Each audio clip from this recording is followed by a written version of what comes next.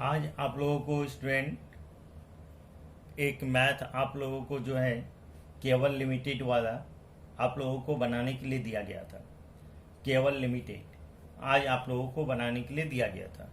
ठीक है स्टूडेंट, उस मैथ में जो आप लोगों को इंफॉर्मेशन दिया गया स्टूडेंट, ज़्यादातर स्टूडेंट्स को जो है वो लेजर बनाने में प्रॉब्लम आया है। ठीक है स्टूडेंट, ज़्यादातर जो भी स्टूडेंट है उनको लेजर को बनाने में प्रॉब्लम आया है। तो पहले हम लेजर को बताते हैं, फिर हम लोग मैथ पे आएंगे।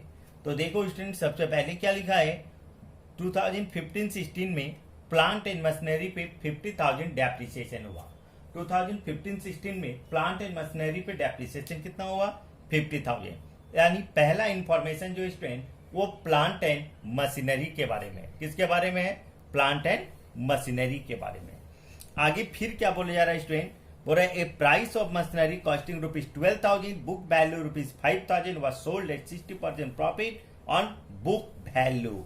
बोला जा रहा है एक 12,000 रुपया का मशीन जिसका बुक वैल्यू था 5,000 रुपया और जिसको 60% के प्रॉफिट में सेल कर दिया गया, मीन्स उसको बेच दिया गया। तो सबसे पहले दोनों इंफॉर्मेशन जो स्टूडेंट, दोनों इंफॉर्मेशन मशीनरी के बारे में है। दोनों इंफॉर्मेशन किसके बारे में है, मशीनरी के बारे में। यानी हम स्टूडेंट सबसे पहले प्लांट एंड मशीनरी का एक लेजर बना लेंगे स्टूडेंट। ठीक है, सबसे पहला जो लेजर होगा स्टूडेंट वो मेरा किसका होगा, मशीनरी का। आप एक मशीनरी का लेजर बना लोगे स्टूडेंट। किसका लेजर बना लेंगे हम लोग, मशीनरी का। ठीक है स्टूडेंट, एक हम लोग मशीनरी का लेजर बनाएंगे, आपको दिख रहा है। ठीक है, सबसे पहले प्लांट एंड मशीनरी कितना था, देखो स्टूडेंट एक चीज ध्यान देना, ईयर इसका उल्टा लिखा हुआ है। पहले 16 है फिर 15 है, पहले 16 है फिर 15 है। तो जो 15 का अमाउंट है वो ओपनिंग बैलेंस होगा, 16 यहाँ जो है वो क्लोजिंग होगा। यहाँ पे ईयर को ध्यान देना स्टूडेंट, ईयर उल्टा लिखा हुआ है। तो 15 में प्लांट एंड मशीनरी है 5 लाख। 15 में कितना प्लांट एंड मशीनरी, 5 लाख है ना। तो आपको क्या करना है, डेबिट साइड में आना, लिख देना है to balance BD 5 lakh. Debit में आके क्या लिखना है student, to balance BD 5 lakh. इसका 2016 में देखो कितना है, 8 लाख रुपीज। आपको क्रेडिट में आना है, लिखना बाय बैलेंस सीडी 8 लाख। तो सबसे पहले ओपनिंग और क्लोजिंग बैलेंस को लिख दिए स्टूडेंट। ठीक है, अब इंफॉर्मेशन में आते हैं। सबसे पहला इंफॉर्मेशन है डेप्रिसिएशन 50,000। डेप्रिसिएशन कितना स्टूडेंट, 50,000 ना। अब क्रेडिट पे जाओ और लिखो बाय डेप्रिसिएशन 50,000। क्रेडिट में आके क्या लिखोगे, बाय डेप्रिसिएशन 50,000, क्योंकि आपको बताया गया स्टूडेंट कि डेप्रिसिएशन को क्रेडिट पे लिखना है।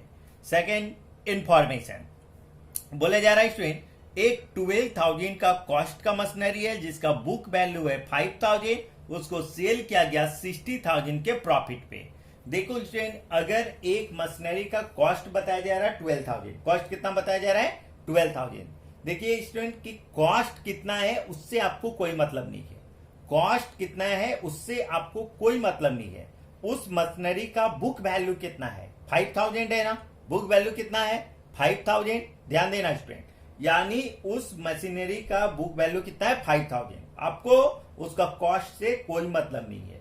तो बुक वैल्यू 5,000 है, उसको सेल कितना में किया जा रहा है, 60% के प्रॉफिट। तो आप स्टूडेंट अगर आप 5,000 उसका बुक वैल्यू है ना, अगर आप उसका 60% निकालोगे स्टूडेंट, तो 60% जब इसका निकालोगे तो ये आएगा 3,000। कितना आ जाएगा स्टूडेंट, 3,000। यानी एक मशीनरी को 3,000 के प्रॉफिट पे सेल किया जा रहा है। कितने के प्रॉफिट पे, 3,000। तो उस मशीनरी का बुक वैल्यू है 5,000, बुक वैल्यू कितना है 5,000, और उस पे प्रॉफिट लिया जा रहा है 3,000। तो 5 और 3 कितना हो गया स्टूडेंट, 8,000 ना। यानी उस मशीनरी को सेल कितने में किया गया, 8,000 में। कितने में किया गया, 8,000 में। आप क्रेडिट में आओगे, लिखोगे बाय सेल्स 8,000। बात समझ में आ रहा है स्टूडेंट, ये 8,000 कहां से आया। फिर से ध्यान दोगे, उस मशीनरी का बुक वैल्यू है 5,000, बुक वैल्यू कितना है 5,000, प्रॉफिट कितना लिया जा रहा है 60% ना। तो वो 5,000 का हम 60% निकाल लिए, तो कितना आ गया 3,000। अब देखो उस मशीनरी का बुक वैल्यू था 5,000 और प्रॉफिट लिया गया 3,000, यानी सेल कितना में किया गया 8,000 पे। ठीक है, तो हम क्रेडिट में जाएंगे और लिखेंगे बाय सेल्स 8,000, क्योंकि सेल्स को स्टूडेंट क्रेडिट पे लिखा जाता है। अब देखो स्टूडेंट, इस मशीनरी को जब आप सेल कर रहे हो, इस मशीनरी को जब आप सेल कर रहे हो तो आपको प्रॉफिट हो रहा है। कितने का प्रॉफिट हुआ स्टूडेंट? 3000 का, क्योंकि उसका बुक वैल्यू था 5000, बुक वैल्यू कितना था 5000, और आप सेल कितने में किए 8000 में ना, तो प्रॉफिट कितने का हुआ 3000 का। तो प्रॉफिट को किधर लिखा जाता है? डेबिट में ना। प्रॉफिट को किधर लिखेंगे? डेबिट में। डेबिट में आओ, लिखो टू प्रॉफिट 3000। अब दोनों साइड का टोटल कर दो स्टूडेंट, ठीक है। तो आप दोनों साइड का जब टोटल करोगे तो क्रेडिट का टोटल आ रहा है 8,58,000। 8,58,000 उसको डेबिट में भी लिख दो। डेबिट साइड का बैलेंस कम है, डेबिट साइड का बैलेंस कम है, तो डेबिट में जो स्टूडेंट कम होगा उसको क्या लिखेंगे हम लोग? परचेज। क्या लिखेंगे स्टूडेंट? परचेज। तो 3,58,000 में ये दोनों अमाउंट को प्लस करके माइनस कर देंगे, तो मेरा बैलेंस कितना आ जाएगा स्टूडेंट? 3,55,000। तो डेबिट में जो बैलेंस आया वो कितना आ गया? 3,55,000। इसका इस तरह से ये लेजर मेरा स्टूडेंट कंप्लीट हो गया। अब इसका यूज कैसे होगा स्टूडेंट, ये आपको पता होगा। डेप्रिसिएशन जाएगा नॉन ऑपरेटिंग एक्सपेंस में। डेप्रिसिएशन कहां जाएगा? नॉन ऑपरेटिंग एक्सपेंस में। सेल्स का काम होगा इन्वेस्टिंग में। प्रॉफिट जाएगा नॉन ऑपरेटिंग इनकम, और परचेज का यूज होगा आपका इन्वेस्टिंग में। ठीक है स्टूडेंट, अब ये लेजर कंप्लीट हो गया। अब हम आपको मैथ बना के क्लियर करते हैं। अब स्टूडेंट आपको कैश फ्लो स्टेटमेंट आपको शुरू से बना के बताया जाएगा। ठीक है स्टूडेंट, ऊपर में हेडिंग लिखोगे cash flow statement of dot dot for the year ending. जो फॉर्मेट होता है फॉर्मेट बना लेना। आपको पता है स्टूडेंट, सबसे पहले ऑपरेटिंग बनाना है। सबसे पहले क्या बनाना है? ऑपरेटिंग। आप यहाँ 1 नंबर दोगे, लिखोगे cash flow from operating activities, और इसको अंडरलाइन कर दोगे। ऑपरेटिंग एक्टिविटीज जब भी बनाएंगे स्टूडेंट, आपको पता है कि सबसे पहले क्या लिखा जाएगा? प्रॉफिट और लॉस। आप क्वेश्चन पे देखो, एक प्रॉफिट एंड लॉस दिया हुआ है। अब अमाउंट को देखना स्टूडेंट, हम बार बार बोल रहे हैं ईयर उल्टा लिखा हुआ है, अपोजिट है। तो प्रॉफिट लॉस 2015 में था 1,15,000, और 2016 में हो गया 2,50,000। यानी 2015 में था 1,50,000, 2016 में हो गया 2,50,000। कितना बढ़ गया? 1 लाख। आप लिखोगे net profit for the current year 1 lakh. Net profit for the current year 1 lakh. अगला हेडिंग दोगे 8 नॉन ऑपरेटिंग एक्सपेंसेस। अगला हेडिंग क्या दोगे? Non operating expenses. तो देखो स्टूडेंट, नॉन ऑपरेटिंग एक्सपेंसेस में क्या आएगा? सबसे पहले हम एक मशीनरी का लेजर बनाए हैं। किसका लेजर बनाए हैं? मशीनरी का बनाए हैं ना। उस मशीनरी के लेजर में आप देखोगे स्टूडेंट, तो आपको क्रेडिट साइड में एक डेप्रिसिएशन दिख रहा होगा। ठीक है, पहले हम लोग मशीनरी का लेजर बनाए हैं ना स्टूडेंट, उसका आप क्रेडिट में देखो डेप्रिसिएशन 50,000 है ना स्टूडेंट।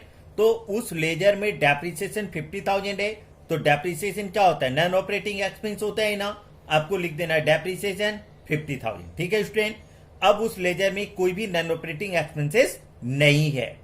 आप क्वेश्चन को भी चेक करोगे स्टूडेंट, तो कोई भी नॉन ऑपरेटिंग एक्सपेंसेस नहीं है।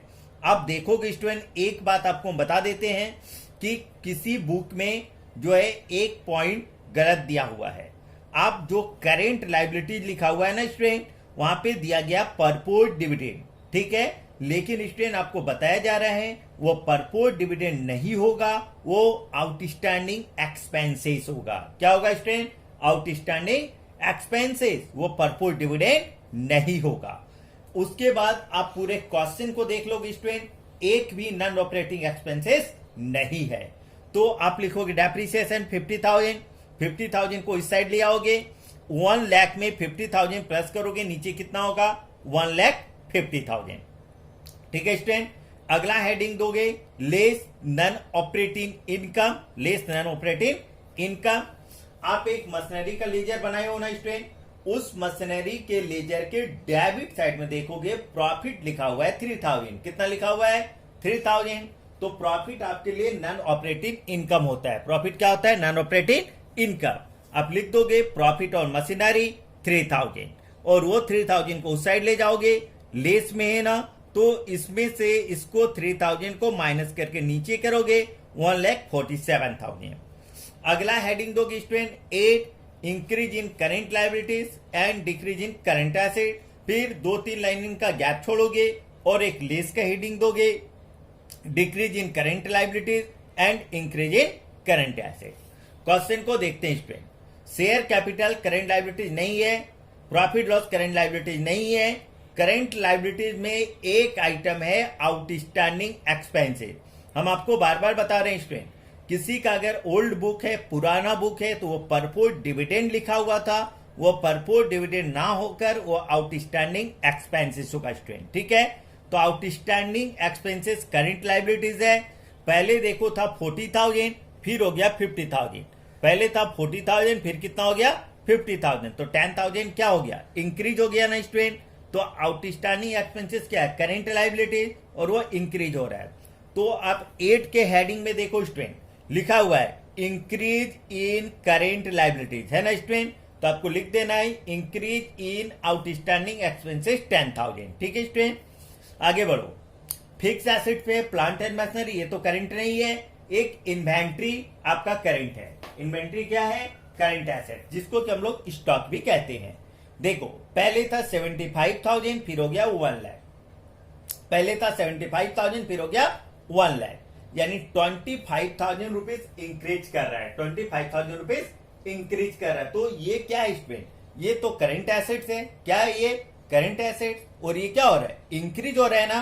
तो एड वाली हेडिंग में देखो क्या लिखा हुआ है, क्या लिखा हुआ है, डिक्रीज इन करंट एसेट्स। क्या लिखा हुआ है, डिक्रीज इन करंट एसेट, लेकिन ये तो इंक्रीज हो रहा है। तो लेस में देखो क्या लिखा हुआ है, इंक्रीज इन करंट एसेट्स, है ना। तो आपको यहां लिख देना है इंक्रीज इन इन्वेंट्री 25,000। ठीक है स्टूडेंट, इसके बाद आओ तो आपको आगे दिया हुआ है कैश। क्या दिया हुआ है, कैश। आपको पता है स्टूडेंट कि कैश करंट एसेट्स है। कैश क्या है, करंट एसेट। लेकिन कैश फ्लो स्टेटमेंट में कैश का यूज नहीं होता है। अब तो कोई आइटम नहीं है। अब क्या करो, 10,000 एड में है ना, इस साइड ले आओ। 1,47,000 में 10,000 प्लस करके नीचे करो, 1,57,000। लेस में 25,000 उधर करके माइनस कर देंगे, तो ऑपरेटिंग एक्टिविटीज का आंसर आ जाएगा 1,32,000। क्या चीज, एड में ना। आप लिखोगे net cash flow from operating activity. ठीक है स्टूडेंट, इस तरह से ऑपरेटिंग कंप्लीट हो गया। सेकेंड स्टेप में आपको इन्वेस्टिंग बताएंगे। 2 नंबर दोगे, लिखोगे cash flow from investing activities. Cash flow from investing activities. आपको पता है स्टूडेंट, इन्वेस्टिंग में 2 हेडिंग होता है। कितना हेडिंग होता है, 2। एक एड और दूसरा लेस।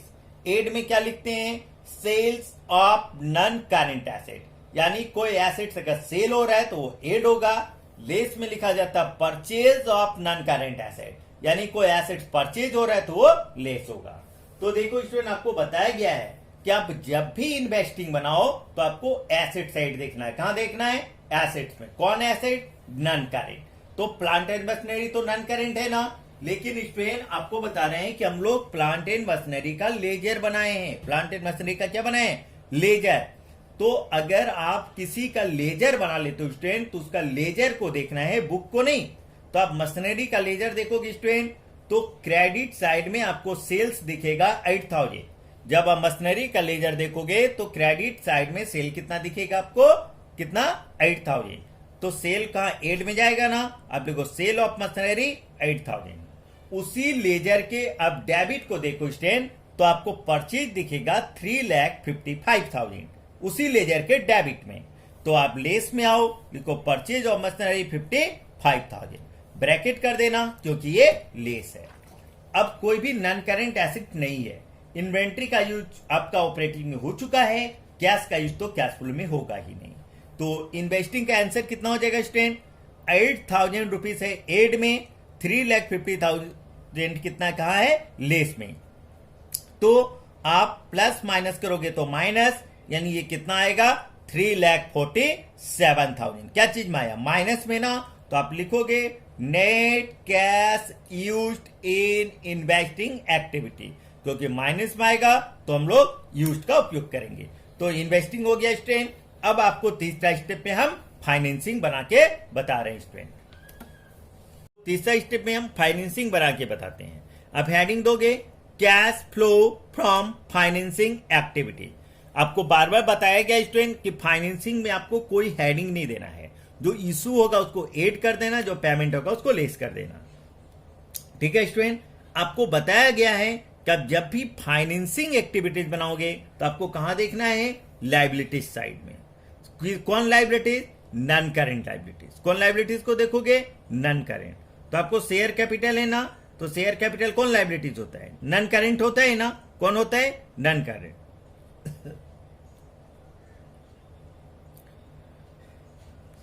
पहले था शेयर कैपिटल 7 लाख, फिर कितना हो गया 10 लाख। 7 लाख से 10 लाख, कितना इंक्रीज हुआ, 3 लाख ना। तो अगर कोई इंक्रीज होता है तो उसको क्या कहते हैं हम लोग, इशू। आप लिखोगे issue of share capital 3 lakh rupees. ठीक है, प्रॉफिट लॉस का यूज हो चुका है, आउटस्टैंडिंग का यूज हो चुका है। यानी लाइबिलिटी साइड में स्टूडेंट अब कोई भी आइटम नहीं है जिसका यूज आप फाइनेंसिंग एक्टिविटीज में करोगे। ठीक है, तो फाइनेंसिंग का आंसर कितना आ गया, 3 लाख रुपीज। आप लिखोगे net cash flow from financing activity 3 lakh. इस तरह से स्टूडेंट मेरा ऑपरेटिंग, इन्वेस्टिंग और फाइनेंसिंग तीनों बन के कंप्लीट हो गया। अब लास्ट में आप आंसर चेक कर लेना। आंसर चेक करने के लिए किसका यूज करोगे, कैश का। किसका करोगे, कैश का ना। तो पहले कैश कितना है, 3,15,000, 3,15,000 रुपया। पहले कैश कितना, 3,15,000। आप लिखोगे opening balance of cash 3,15,000। Opening balance of cash 3,15,000। फिर तीनों के आंसर को यानी ऑपरेटिंग, इन्वेस्टिंग और फाइनेंसिंग तीनों के आंसर को आपस में कैलकुलेट कर लेना। तो आपका प्लस में आएगा 85,000। कितना आएगा, 85,000। आप लिखोगे नेट इंक्रीज इन कैश 85,000।